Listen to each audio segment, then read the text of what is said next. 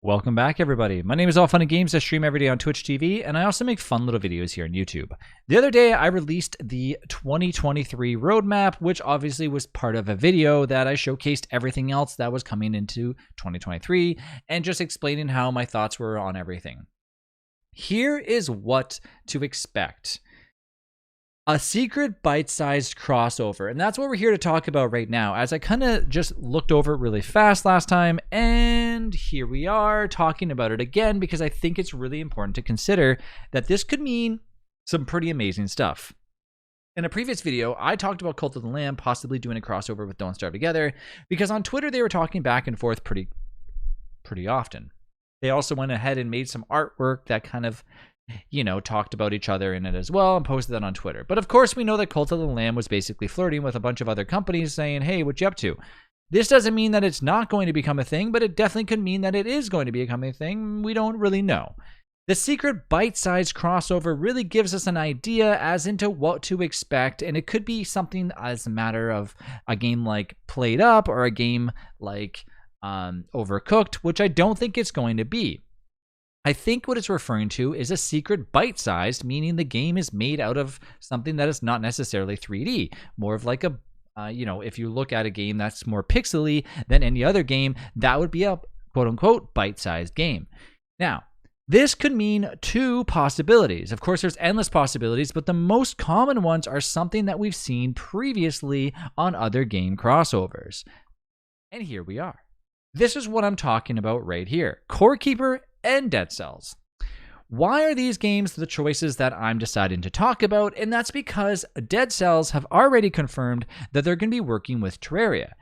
Terraria and DST, obviously, they collab together. Boom, Relogic and Clay talk to each other, got their games to obviously talk to each other and have different things involved, which we've, of course, loved.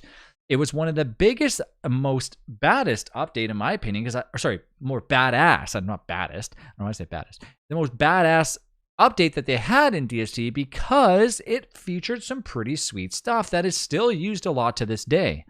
Now, if they go through the process of actually following each other, and we know that Terraria and Dead Cells are working together. I don't know how they're planning on doing this. I obviously think that in Terraria we're going to have some bosses from Dead Cells and vice versa. I don't really know, but that's probably what's going to happen.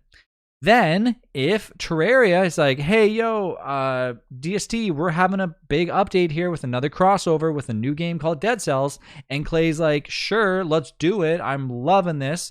Then now they're kind of working in threes and they're going, hey, I'll cross over with you, and you, let's do this.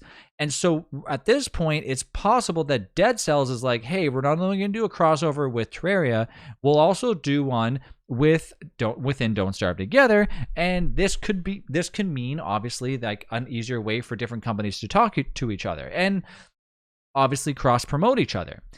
So it's entirely possible that's what to expect. The thing about Dead Cells is it's obviously a roguelike game, usually incorporating where people in chat can interact and type things in that spawn stuff in your game or try to trigger things accordingly too.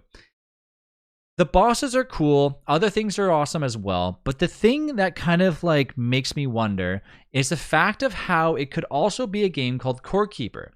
Now, Core Keeper has already talked to Terraria before and they've worked together as well. And since then, both of those games have really came out in popularity, especially like Terraria is already popular as it is, but Core Keeper is really stepping it up big. And with the update that they did with the crossover, really shined a lot of light on Core Keeper, in my opinion. I really like the game a lot. I think it's an amazing game, and I think a lot of things could work from Core Keeper to Don't Starve Together. Core Keeper could have a boss that's from DST, and DST can get something like rail systems. It could get things such as even having some sort of boss, like if we're dealing with a giant squid, the giant bird, some of the dungeons would be pretty amazing, okay? There's some dungeony things in Core Keeper that if they ever came to Don't Starve Together, well, guess what? I think we would love it. In Core Keeper, there's things called labyrinths, okay? When you get into the labyrinth, you enter in, you can't get out. It basically, you can't just smash through the walls to get out. And so something like that in Don't Starve Together would be pretty awesome. You get in, there's good loot, but along the way you have to fight a lot of things.